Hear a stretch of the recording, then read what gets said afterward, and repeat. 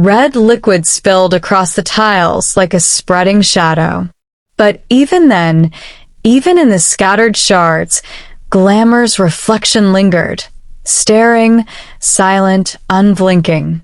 Bolaji staggered back, clutching her chest. Her jewelry jingled as her hands shook uncontrollably. For the first time, she whispered into the empty room, her voice breaking. "Glamour, what do you want from me?" The jazz music continued to play, smooth and careless, as though mocking her fear. The air grew colder, and she swore she felt someone standing right behind her. She spun around. No one was there, but the glass, now broken into pieces, seemed to whisper its own story, a story Bolaji could no longer ignore. The next morning, Bolaji tried to carry on as though nothing had happened. She dressed herself in a silk blouse the color of midnight, paired with diamond-studded earrings that shimmered each time she moved. Her staff greeted her politely, but she could sense it, their eyes lingering too long, their whispers when they thought she couldn't hear. She ignored them and walked into her dressing room, a space larger than most people's apartments. The walls were lined with mirrors, each one tall and elegant, framed in gold.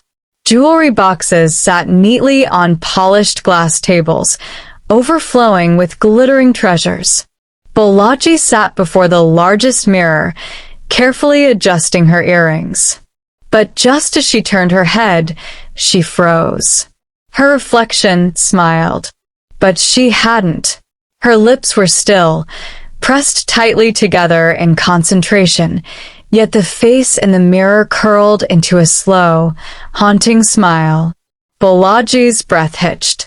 She leaned closer, her diamond bracelet glinting under the lights, her eyes locked on the glass.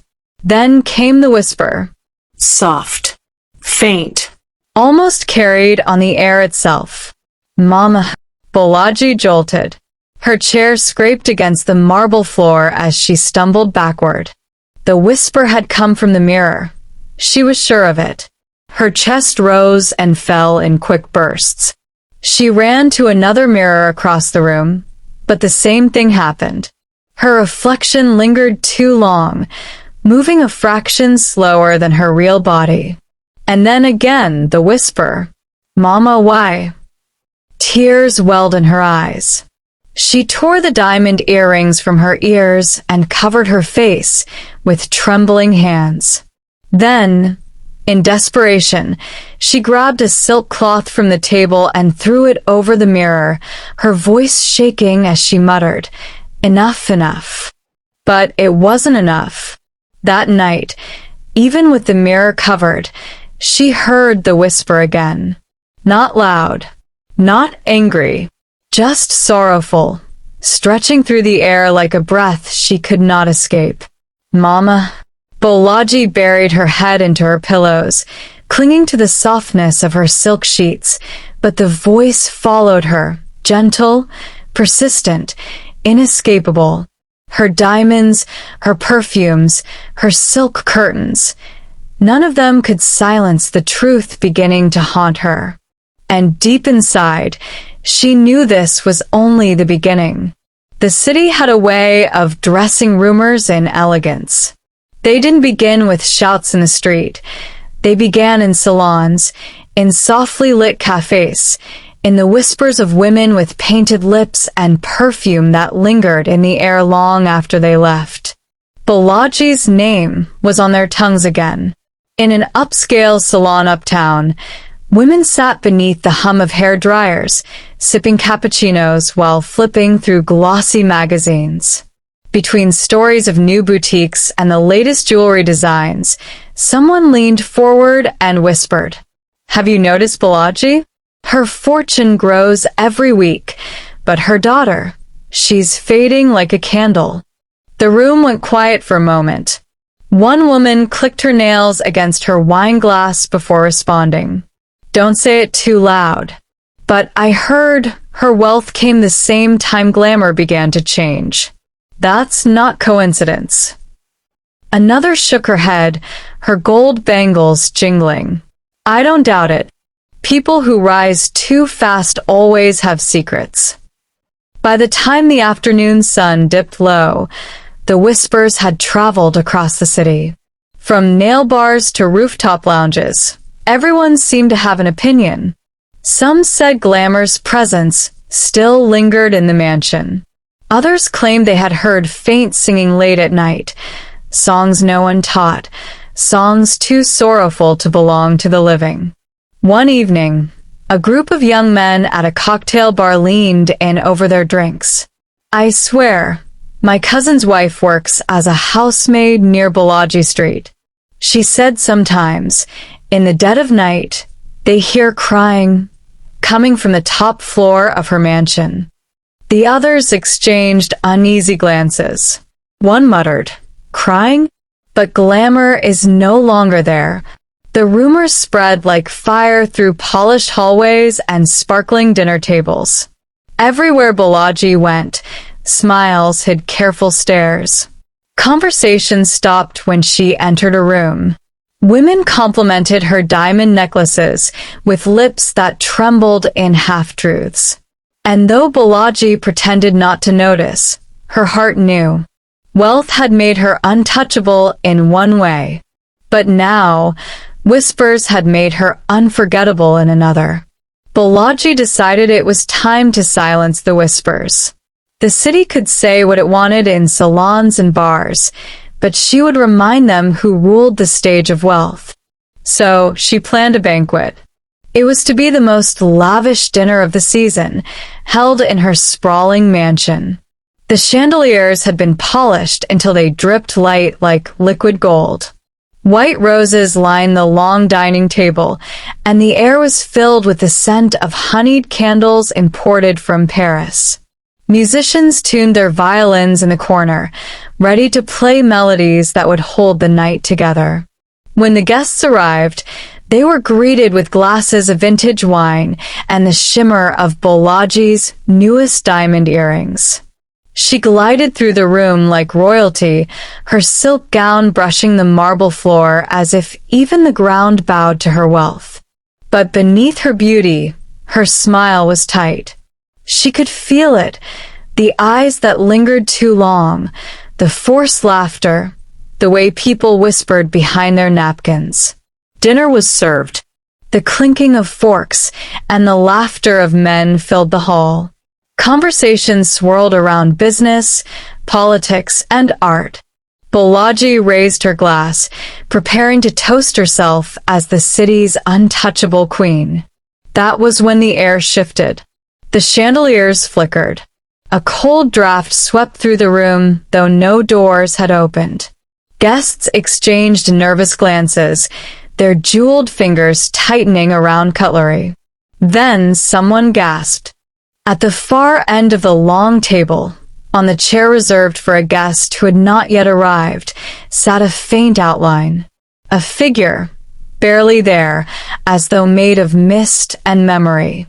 Her posture was regal. Her hands rested lightly on the table. But her face, oh, her face. It was Glamour. The room fell into a silence so sharp it could cut glass. Balaji froze, her hand clutching her wine glass until it trembled. The figure did not move, did not speak, but her eyes, they rested on Balaji. Unblinking, knowing. The violinist stopped playing. A single candle went out, leaving smoke twisting in the air. Guests shifted uncomfortably, unsure if they should pretend they saw nothing or admit they saw everything. Balaji tried to laugh, to wave it away, but the sound caught in her throat. The banquet, meant to silence whispers, had instead birthed a terror too bold to ignore. From that night forward, the city had more than rumors. They had witnessed something no wealth could explain. The banquet ended in chaos. Guests left in hurried whispers, clutching their coats, some refusing even to meet Balaji's eyes as they rushed out. By midnight, the once lavish dining room stood deserted, half-empty glasses still trembling on the table as though the fear had clung to them. Balaji sat alone, staring at the chair where the misty figure of Glamour had appeared. She wanted to believe it was a trick of light, a shadow, her imagination. But deep down, she knew better. The house felt different afterward. Corridors carried echoes they hadn't carried before. Mirrors caught glimpses of things she wasn't sure she wanted to see. Even the staff moved quietly, their eyes down, as if afraid to disturb something unseen. It was the head maid, Esther, who broke first. One morning, as she polished the silver tray, her hands trembled so much that the tray nearly slipped. Balaji, irritated, asked sharply, "What is wrong with you?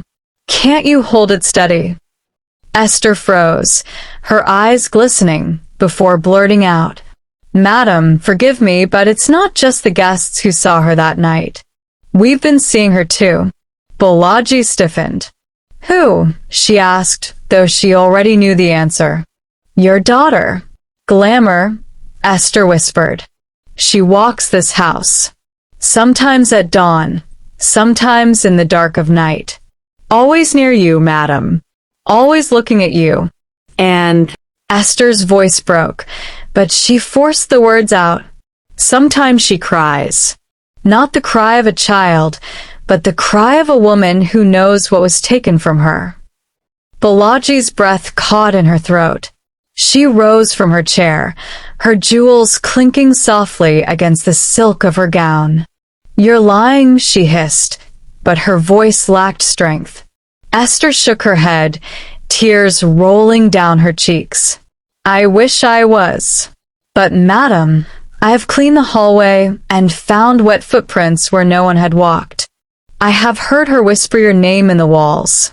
And last night, when I entered the kitchen, I saw something dripping from your forehead, something no cloth could wipe away. Madam, it glowed, like a mark only the spirit world understands." The room grew heavy, as though the air itself leaned against Balaji. She touched her forehead instinctively, but felt nothing. Still, the fear in Esther's eyes was too real, too raw, to dismiss. Balaji wanted to scream at her, to order her out, but a voice, soft, faint, and haunting, echoed at that very moment through the wide corridor of the mansion. It called only one word: "Mother." Both women froze. The house fell silent again, but neither dared to move. Balaji realized she could no longer run. The secrets she had buried were clawing their way back. The mansion no longer felt like a home. Its glass walls and golden chandeliers became cages of reflection, every corner a reminder that Glamour's presence lingered, closer each day. Balaji avoided mirrors now, for each time she dared to look, she saw something behind her, a shadow that stood too still, too quiet, too familiar. The servants had begun to resign one by one, whispering excuses of family emergencies, but Balaji knew the truth. They were running from what they could not bear to see. One evening, the sky was restless with thunder, though no rain fell. Balaji sat in her living room, the hum of silence louder than the ticking clock. She wore her most dazzling gown, diamonds shimmering at her neck as though they could shield her. Yet her hands trembled as she poured a glass of wine. The first sound came like a sigh, soft, lingering, then a footstep, then another. Balaji rose, clutching her glass. Her heart pounded as the air grew colder. She turned slowly toward the staircase, and there she was, Glamour, not as flesh and blood, but as something both near and far, a figure woven from sorrow itself. Her eyes glistened, but not with anger. They carried a grief so deep it pierced the walls of the mansion. "Mother," The voice echoed again, faint and chilling. Why did you let me fade away? Balaji staggered backward. No, no. I gave you everything, she cried, her jewels clinking as she clutched her chest. I gave you the life I never had. But her words collapsed. She knew they weren't true. Wealth had filled her closets, but it had drained her daughter's light. The spirit moved closer, its presence heavy, undeniable. Balaji tried to look away, but her body would not obey. Her forehead tingled, and she remembered Esther's trembling words. The mark, glowing, dripping. She touched her skin, and this time felt it. A heat, a weight, a sign she could not erase. The spirit reached her, hovering, its sorrow spilling like mist into the room. And then, without warning, it leaned forward. Balaji gasped as something entered her, a force rushing through her veins, through her breath, through her very soul. Her jewels clattered to the marble floor as her body convulsed. And then it happened. A scream. Not a scream of fear, not even of pain, but the kind of scream that splits night itself, a sound so piercing the chandeliers above rattled, and the glass of wine shattered in her hand. It was the scream of a woman meeting the weight of her own choices. Then silence. The mansion stood still. The echoes faded. But those who lived near swore that, from that night onward, the halls of Balaji's grand home never knew peace again. The end.